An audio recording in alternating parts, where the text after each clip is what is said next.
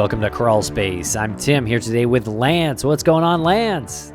What is going on, Tim? How's everything going in your world today? Everything is just fine, Lance, and even better that we get to bring our lovely audience a fun chat with a friend of ours, a guy that we really respect and admire, someone who we worked on a television show with, namely Oxygen's The Disappearance of Maura Murray. It's none other than Art Roderick. Art Roderick, former US Marshal. He is a current contributor to CNN when they need him to chime in when anything significant happens in the world, especially crime-related. He always brings a professional opinion, and as professional as he is, it's really fun to see him sitting back in his Cape Cod abode and just sort of, undoing the top button for us, just loosening the collar with us, and talking about a case that he's passionate about, the Lady of the Dunes, who was discovered on July 26, 1974, in Provinectown on the Cape. It's the very end of Cape Cod in the Race Point Dunes, I believe that's where she was discovered, and it's close to him because his father was the deputy sheriff of Barnstable County at the time, and he heard a lot about that in the Roderick household. Yeah, what a cool opportunity for us to get to talk to Art and for him to share his personal experiences with this case and as much info as he could, with the case file being closed. And he even mentions that they didn't open it even for him. I mean, what do you got to do if they're not opening it for him? Right? You'd think that Art Roderick, of all people, could just walk up to them and say, "I'm Art Roderick. Give me the keys to the file. Hey, here's a US Marshal pen. Give me those Here's files. a US Marshal pen." Yeah. No, he would never do that because he does not hand those things out like candy. He is not very, he's very particular who he gives his US Marshal pins out to. And that was a bombshell. I'll say that was a bombshell. I didn't think he was going to disclose as much as he did in regards to our personal relationship. Right. The first bombshell of the night comes about 15 minutes into the interview where there's still some confusion, I would say, on exactly how many, if any, pins, U.S. Marshal pins, he's given Lance, because now on these Stitcher Creator commentaries that we've done for Missing Maura Murray, I believe that's where it started, where you started speaking about how many pins Art has given you. Yeah, well, I think that there was a little bit of confusion on your part when we first started talking about it, but he quickly cleared that up. Yeah. I would say there's the only confusion left is how many he's given me, which he's lost count of, which he says. Pretty straightforward with that information. Pretty forthcoming, with that information. He says it's more than we can count, and it's almost as if I'm just making them in my garage, which I take that as a personal. I take that as a personal compliment. So you can probably see where that goes. And this is recorded on Thursday night on GetVokl. So as you kind of mentioned, Lance, things get a little bit looser on GetVokl. So make sure to join us 9 p.m. Thursday nights, 9 p.m. Eastern. And that does stream right to our Twitter pages, our Facebook, and YouTube. But the best way to interact is on GetVokl.com directly. That's Vokl, VOKL. So join us this Thursday because we're having Patrick Hines from True Crime Obsessed on. What a delight that's going to be. It's really cool to be on GetVokl and see that chat room growing and growing every week. So we love the platform. We don't get any kickbacks or anything from that. Just to be clear, we just really love the platform. They have figured out the way to integrate with Twitter, Facebook, YouTube, and like you said, the interaction on GetVokl itself is really where it's at. So sign up, super easy to do, and join the conversation. You're going to want to join with Patrick Hines because we've been dying to get together with him. We had a live show that was booked for March, and then we rescheduled to August, and now it's sort of postponed indefinitely until this COVID-19 is cleared up and people feel safe to go back out again. So stay tuned for when we're going to be having our live shows with True Crime Obsessed, Boston and Philadelphia. But in the meantime, we're going to give you a GetVokl with him. Yes. Just to, quench the thirst a bit. And the GetVokl audio is what we use for Art, and it's pretty good. It sounds pretty good, but there is in the very beginning where Art's talking, it's a little kind of crinkly, and then it kind of sounds like we interrupt him several times, but that's actually kind of a little technical issue that we sort of jump him by a word or two on some sentences. So bear with us on that, but the rest of it sounds really good. And just know we would never, ever interrupt Art Roderick. And there's about 25 minutes that we left out of this, and it gets a little bit looser. And in fact, Chris Jewett of Criminal Perspective, another great show on the Crawlspace Media Network, joins us to talk to Art. And so that is going to be on our Patreon page. You can get it there at patreon.com/crawlspacepodcast. Thanks for listening. Follow us on social media and check out the website, crawlspace-media.com.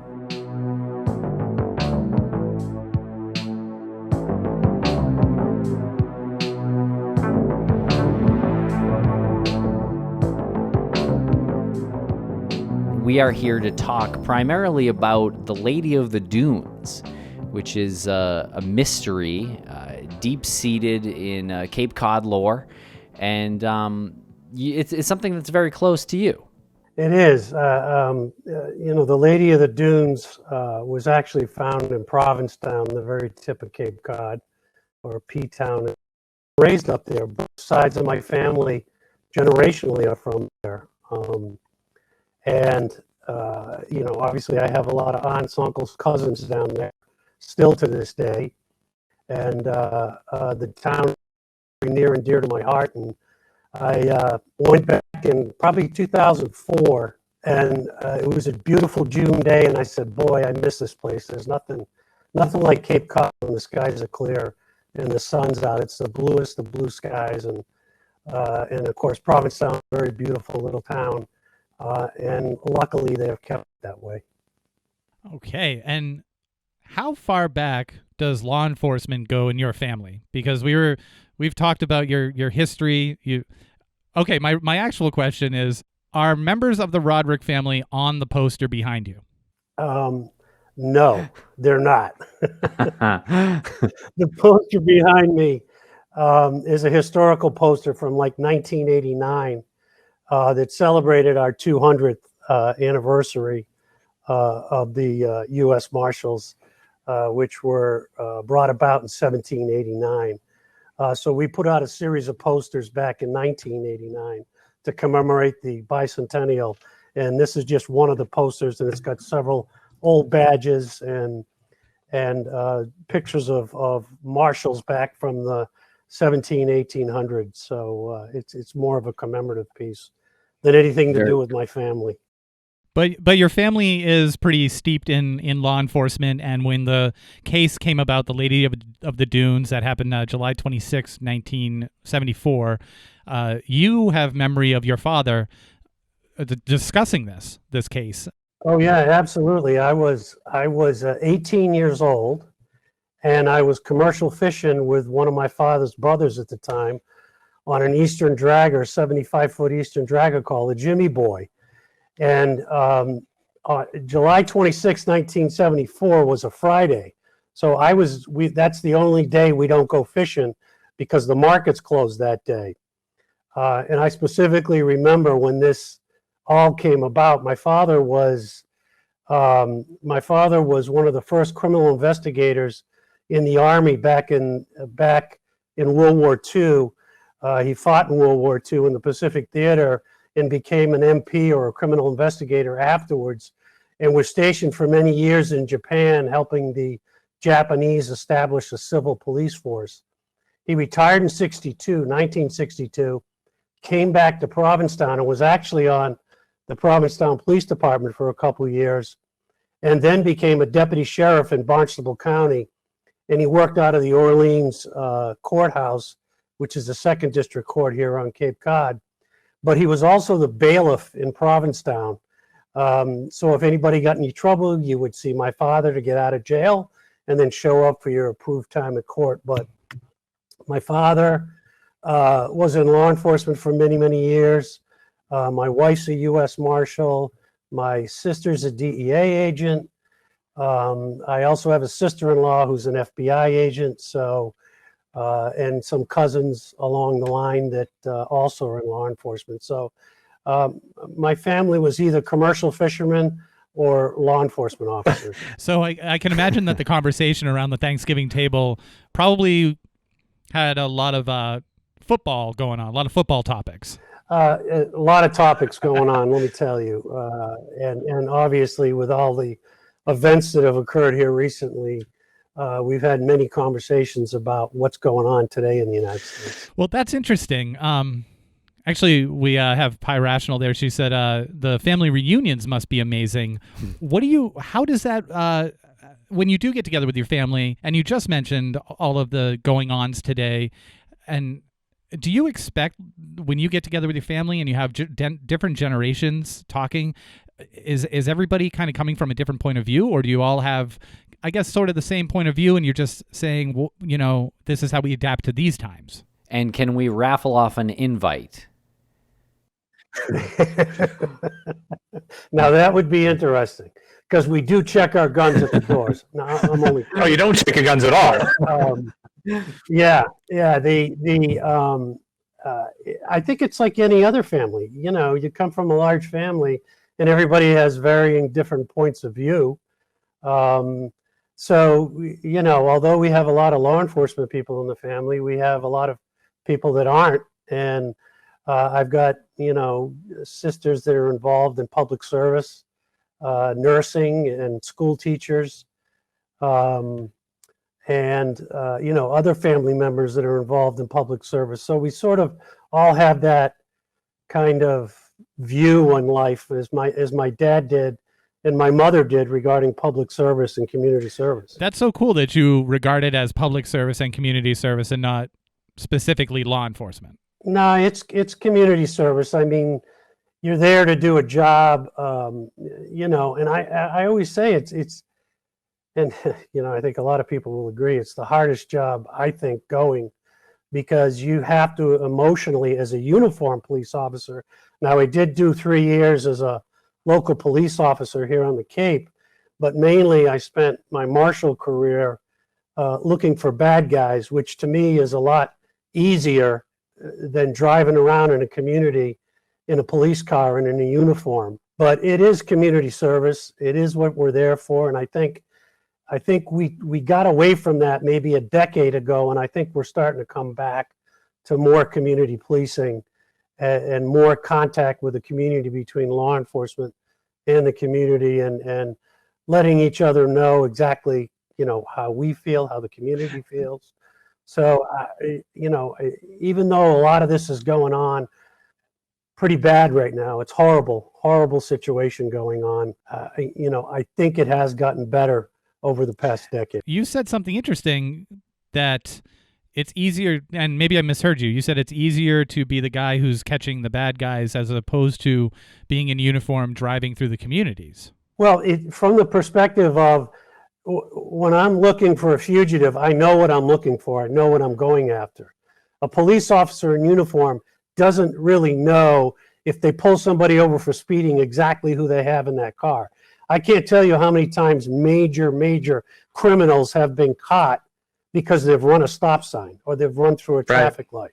So being a police officer, you're basically you've got a target on your back in one form or another, and you never know what you're walking into. At least as a marshal, when you're going after bad guys, you kind of know it's dangerous right up front. So you're going to be ready for just about anything. Whereas a police officer, you really don't know what you're walking into.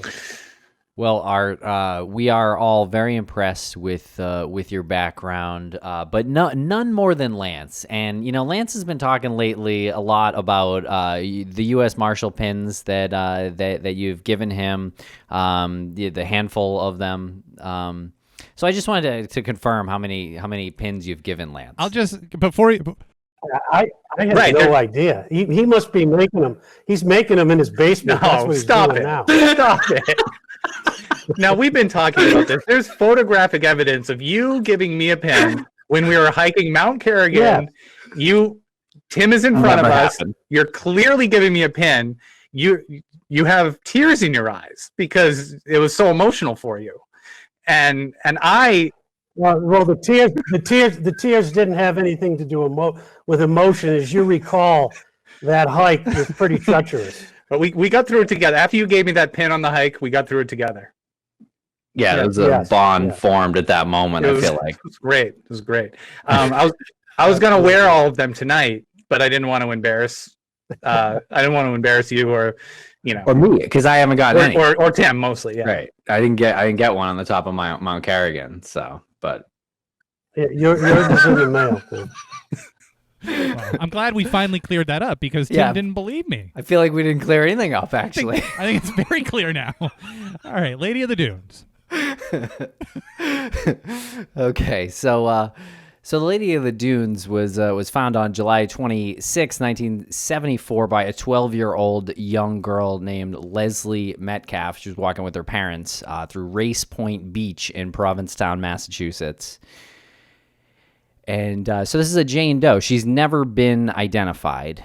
She's been sort of dubbed that name. Yeah, and it's it probably, this case has always kind of been around for others, probably a lot more than me. But when I came back after I retired and came back to the case, it kind of came back to the Cape. It kind of popped up again, and I was thinking to myself, geez, we haven't done anything on this. Law enforcement hasn't done anything on this case. So I started checking into it, and I found actually they've done quite a bit on this case. In Massachusetts, it's kind of unique or unusual.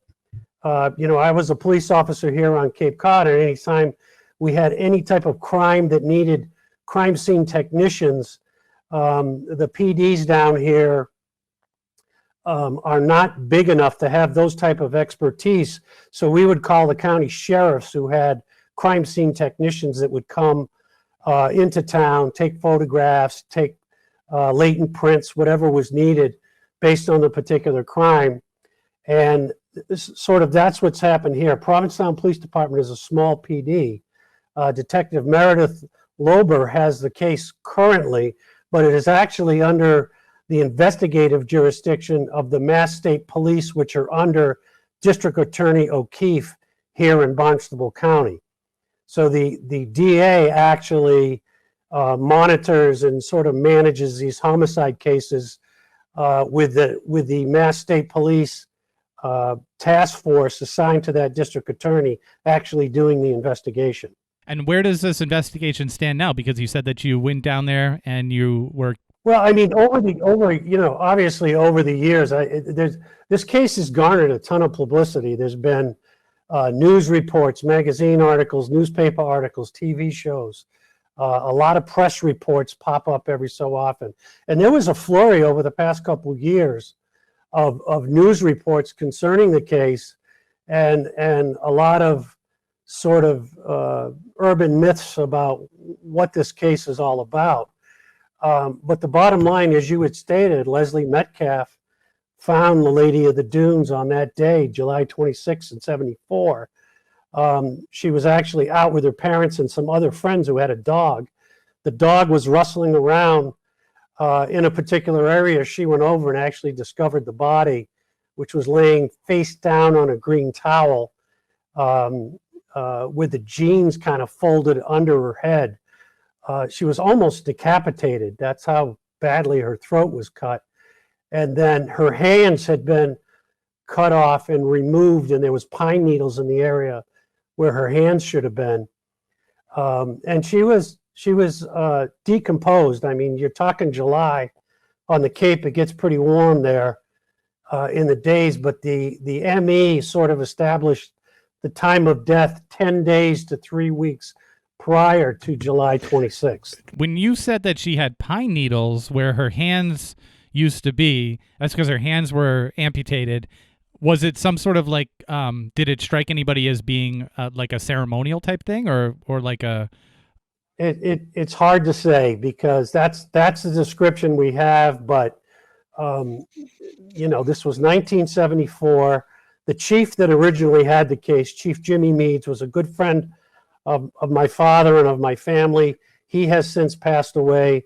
Warren Tobias, who I actually played high school football with, was a detective with the Provinectown PD. He actually picked the case up, and now Detective Meredith Lober, has the case currently.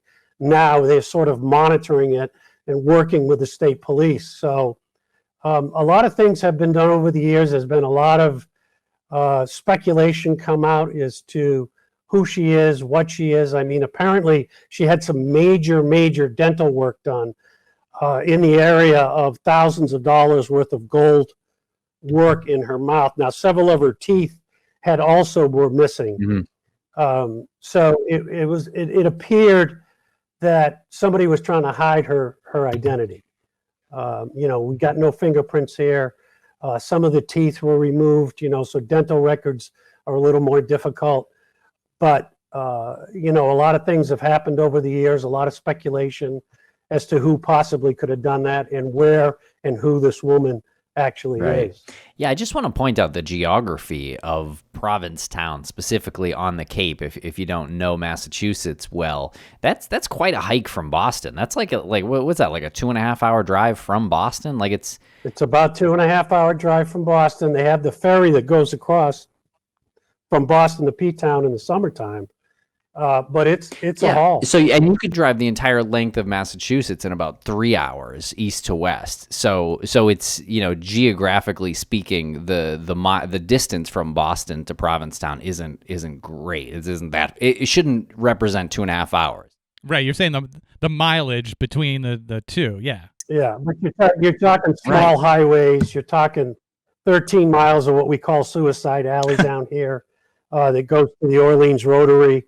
And then, from there on, it's a slow speed limit. So that adds to that whole timing. And plus, in the summertime, if you can do 2.5 hours from P-Town to Boston, right? So there's no random killer that just happens to be in P-Town, the way a random killer could happen to be in the middle of the state, unless they'd been there for a little while, or maybe there was like drug activity, or there have been random killings down there. They don't occur very often at all. But, probably 7 years prior to this, you had Anton Costa, who was a serial killer who killed several women down there, but he was from P-Town.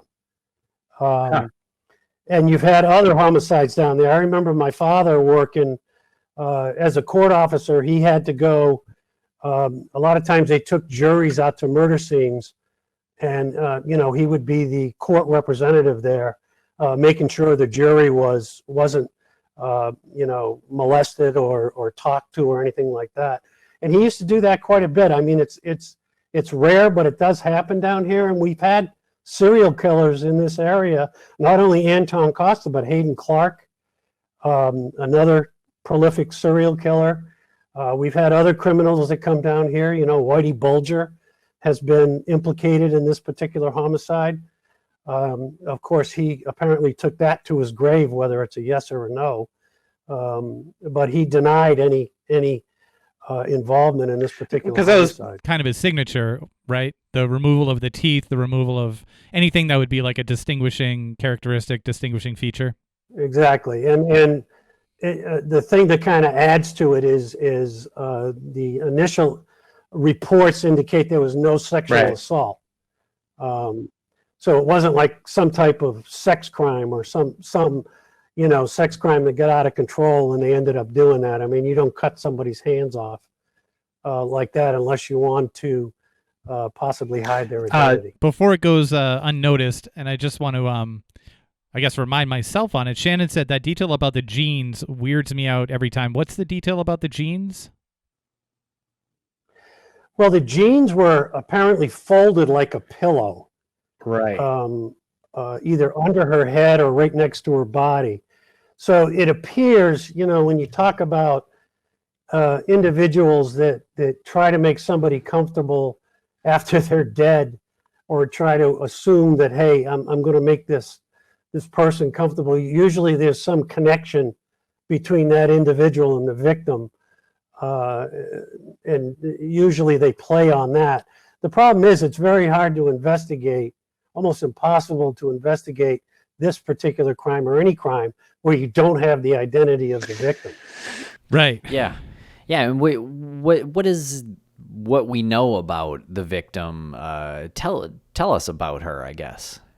She was, like I had mentioned, dead 10 days to 3 weeks. She's between the age of 25 and 39. She's about 5 feet 6 inches tall. She had an athletic physique, auburn hair. And another thing that was mentioned was that the blanket that she was laying on, or the towel that she was laying on, was undisturbed. So, you can draw whatever conclusion you want from that. But there was some blood in the area. There was some tire tracks, and there was some footprints. Unfortunately, when you think back to a case to 1974, the evidence room for the state police and for the PD had been moved a couple times. And unfortunately, it appears what I'm hearing is that all that evidence is lost. What? I thought you were about to say all the evidence from 1974 after a couple of moves was securely kept in a airtight room. And no, unfortunately. Damn. Unfortunately, I mean, you do the best you can. Cold cases, I think everybody's watched enough cold case shows to realize that, when you see a detective go get a cold case, where's he go? In the basement, usually an old ratted box, and starts pulling out boxes. And a lot of times when you move headquarters, you move evidence rooms, you move this, stuff gets either archived and gets lost, or it just gets tossed, unfortunately. And that appears to be the case here. Now, they do have remains. In fact, the remains are interred in St. Peter's Cemetery in Provinectown, where all my family, all my relatives are also interred. Obviously, those that have passed are interred there at St. Peter's Cemetery also. And that's where her remains so are. what is stopping someone from exhuming the body and performing DNA testing on it? Well, the body's been exhumed Right. like twice already. As we've moved through the decades and DNA has gotten better, the body's been exhumed twice. And I think probably when we started talking about this case a year, 2 years ago, I myself had a conversation with the district attorney and talked to the Mass State Police and, started going over different scenarios that we could do, specifically with some of the stuff I had done on the Alcatraz escape case involving DNA. And I think that probably has been done over the past year and a half. Now, the problem is what's left is not much. It's just bones. And they're not all the bones. Some of them have already been removed for DNA testing over the past couple decades. They do have a DNA profile. And I think probably over this past year, they have tried to do another DNA genealogical type DNA profile. And we're not exactly sure where that is right now.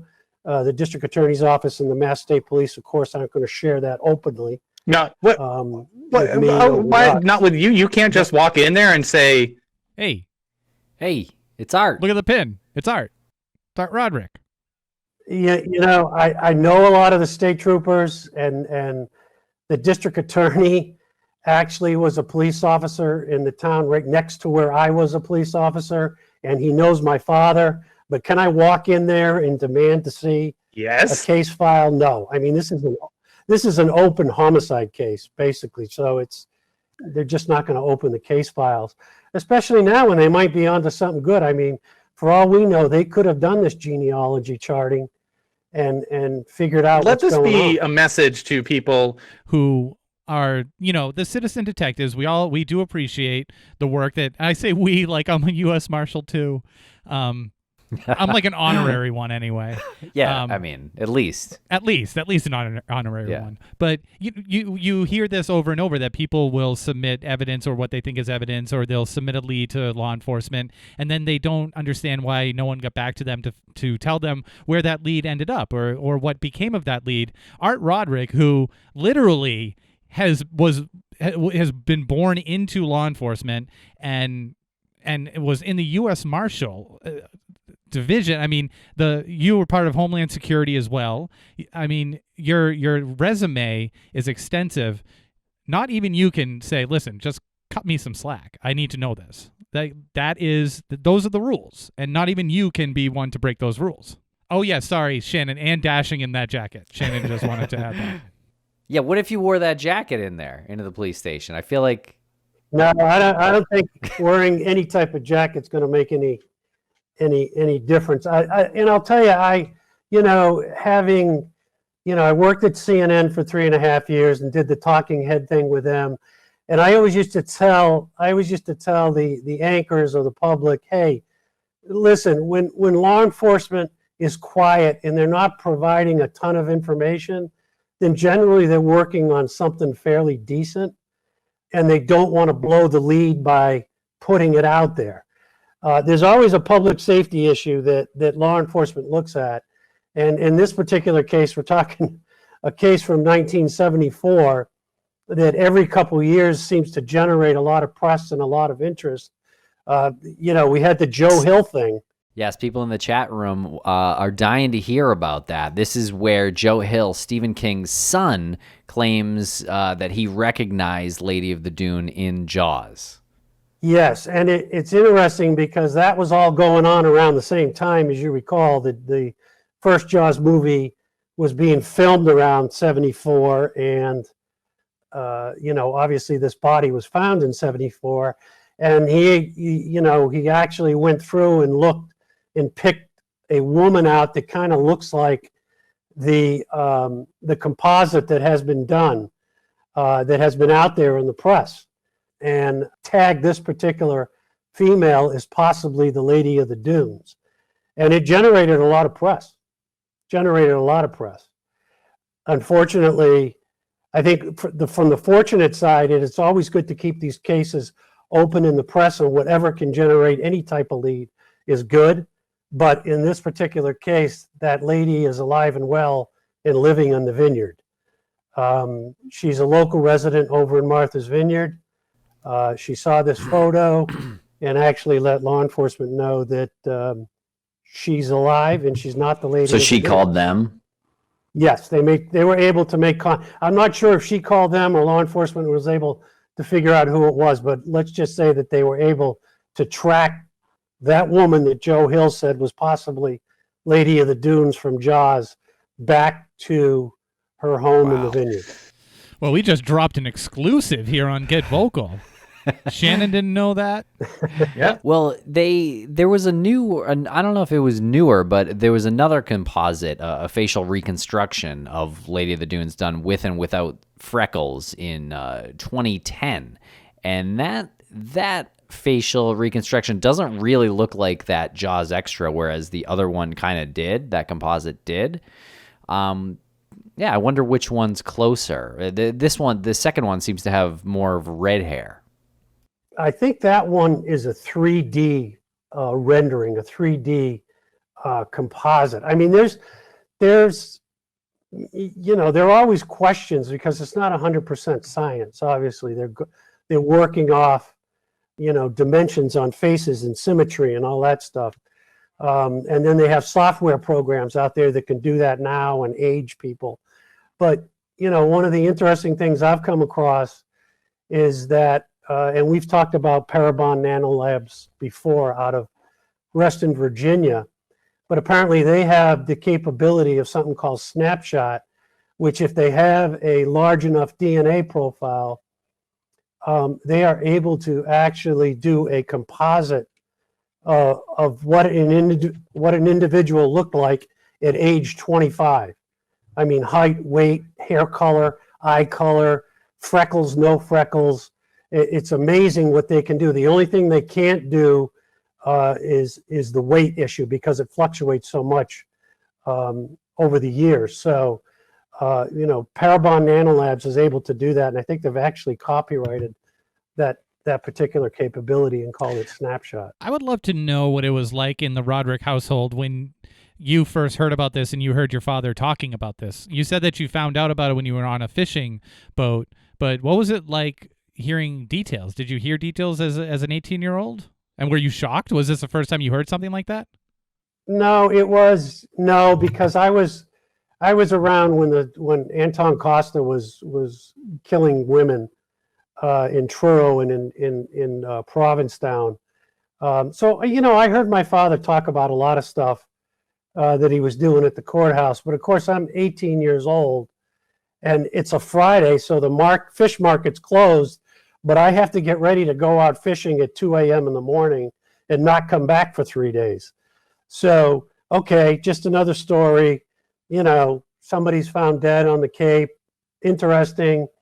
But I never thought it would ever take on this type of, we're now talking about it in 2020 from when I was 18 in 1974. Yeah, for sure. And every time you go back there, because you split your time between your work in D.C. and your home life on the Cape, when you go back there, you must be reminded every time you cross over into, through like over what's the bridge, the Bourne Bridge.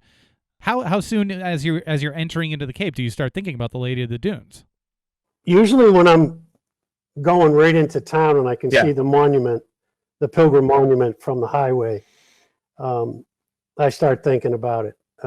But, it's one of those cases where I was never involved. I've never read the case files. I know probably maybe a little more than what the average person would know, that beyond what the press has reported and what I've researched. But other than that, I mean, this to me simply comes down to, you got to figure out who she is before you can solve the homicide. So how do you figure out who she is? You got to do the DNA, you got to do the genealogy, and I'm fairly sure that the state police are working on that stuff right And now. you're Working with anybody in particular on this independently? okay. No. So you are. No, not really. Bombshell? Another bombshell here? No. You're about to make an arrest. No, hey, there's going to be two parts to this thing. And the biggest part right now is figuring out who she is. Once that's done, that's a huge leap. I mean, that's a light year leap ahead of where they've ever been since 1974. Once they figure out who she is, then the real investigation begins into, who did she have contact with, what she was doing, what's her family, how come nobody's reported her missing. I would say, was she sex trafficked? Was she smuggled, human smuggled? But she's got a lot of really high-end Right. What does that tell you? done. Well, it leads you to believe she had some money, and that either she had some money or somebody she was with. It's just such a weird place to end up if you are as a body to be dumped, like there's one way in and one way out, you can't just keep going. So that's such a weird clue to me. And it's also those beaches, Race Point, Herring Cove Beach, that whole area is Provincetown is mostly, other than the town itself, is mostly national seashore. So it's all federal land, and but it's very well traversed. So somebody was going to find that body, and it's July.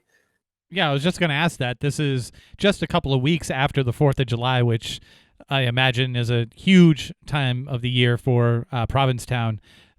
How does one get away with doing all of that to a human being in one of the most public places in the state at that time?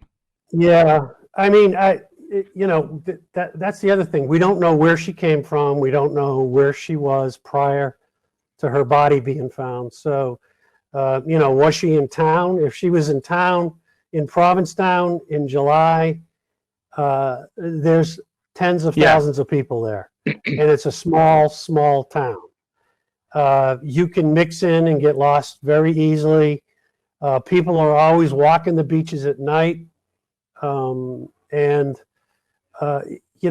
that's whoever did this, whoever put it there, I'm sure knew that at some point in time soon after. the Right. They body didn't was try to found. bury. her. Do you know what her hands were cut off with?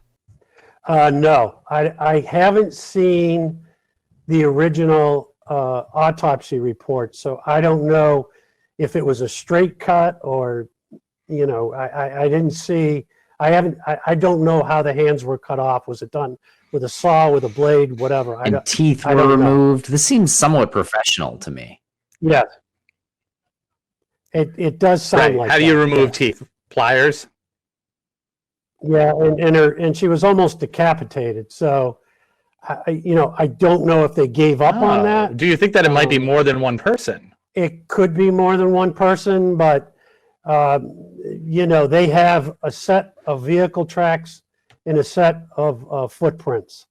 Unfortunately, we're talking about beach sand, so there's probably the tire prints are more distinguishable than the footprints. Were there a lot of Vehicles on the beach at the time? Was it a beach that they allowed the vehicles on? portions of Race Point they did back then?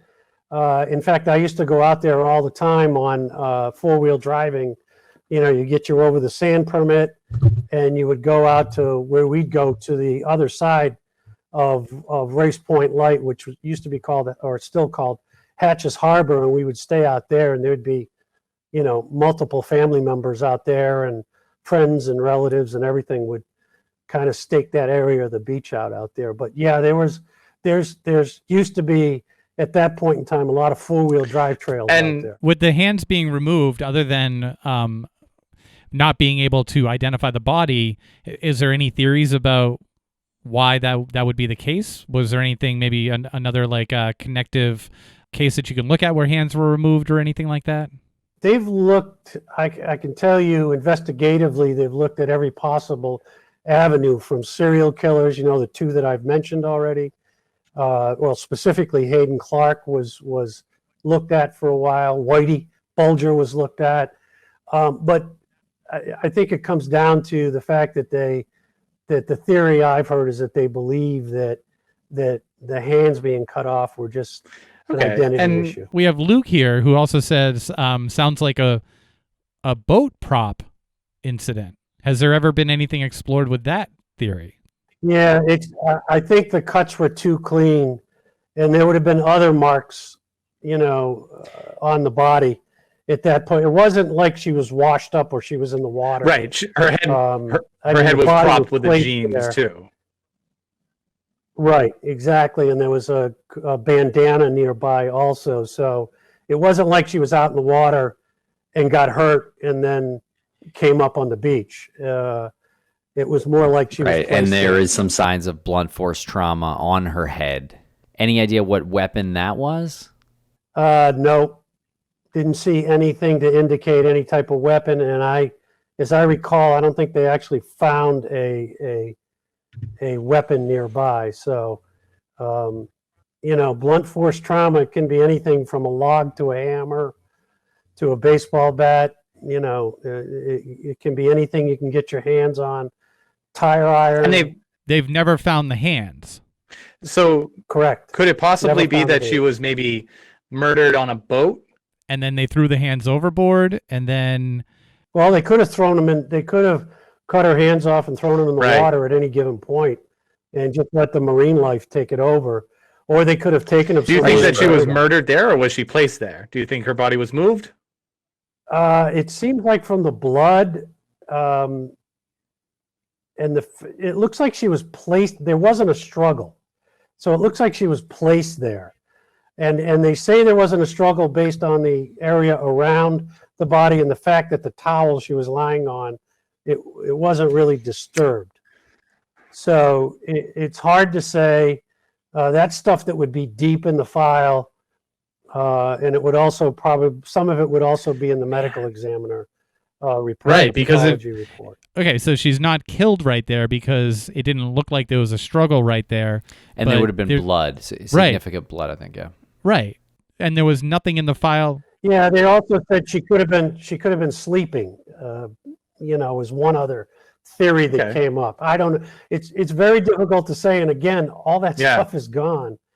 So we're not able to do any DNA testing.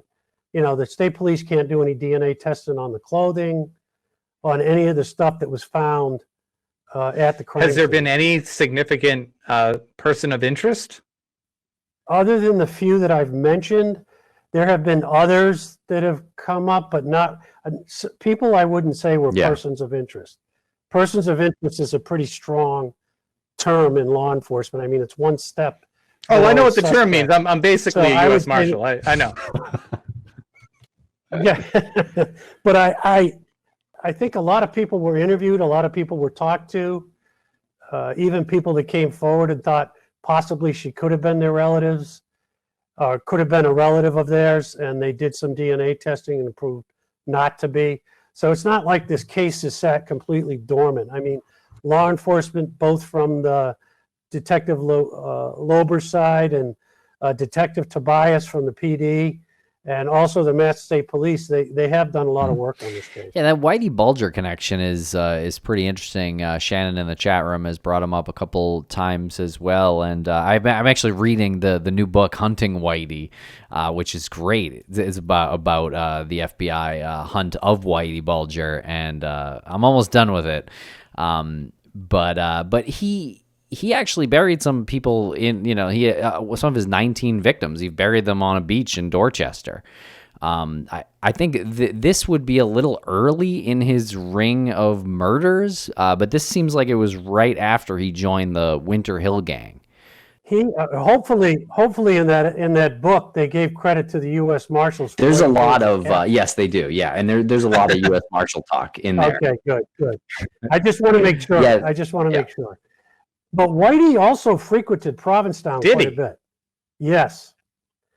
And that's one of the reasons why he was sort of high on the list of people to talk to, but he's denied any involvement in that case. But he used to frequent Provinectown down here during that time frame, I believe. Weren't his victims, and especially the female victims, weren't they well known because they clearly had some altercation with him, or there was some falling out between relations?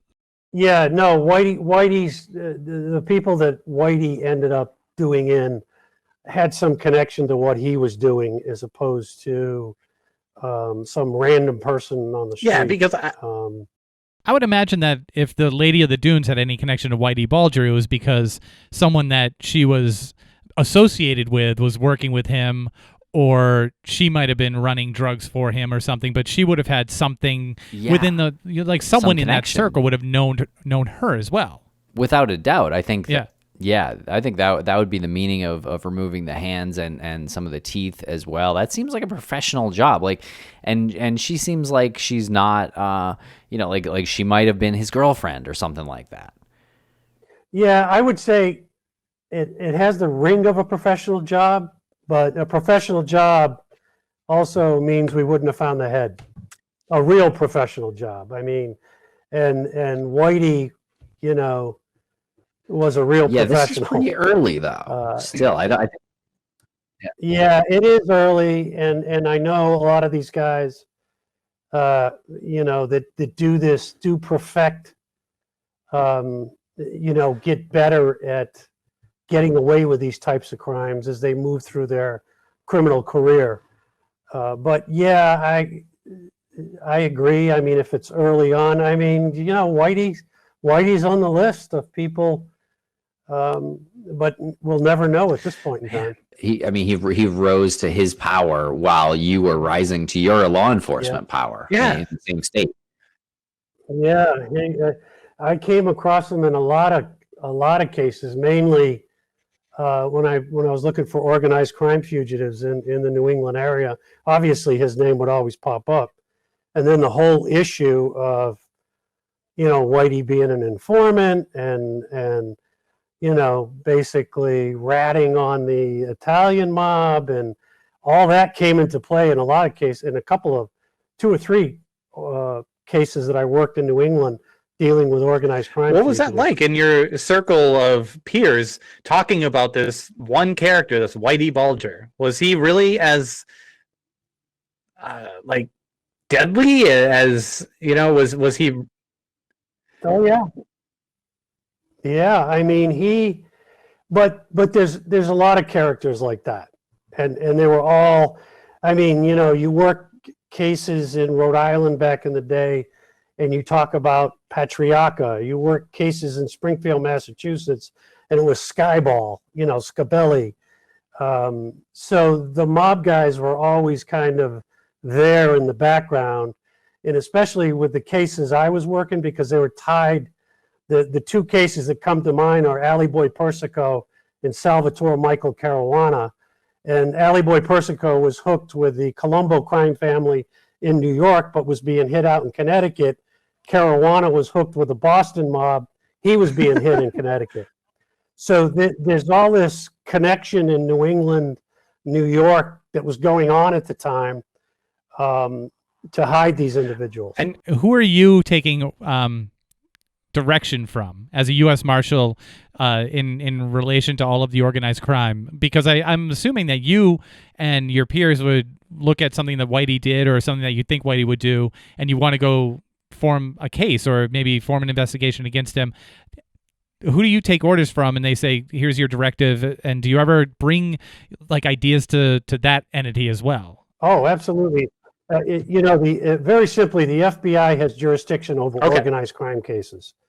So the marshals have worked with them in the past. We've come up with information. I mean, when I was working a couple cases in Connecticut, we were able to turn over boxes of info to the FBI that they were able to use to literally break the back of the mob in central New England area. So, yeah, you have to work jointly, because although we might have a fugitive that's an organized crime person and is wanted, the FBI might have had the original case. So we do work together and exchange information. It's gotten a lot better, I can tell you, since the 70s and 80s.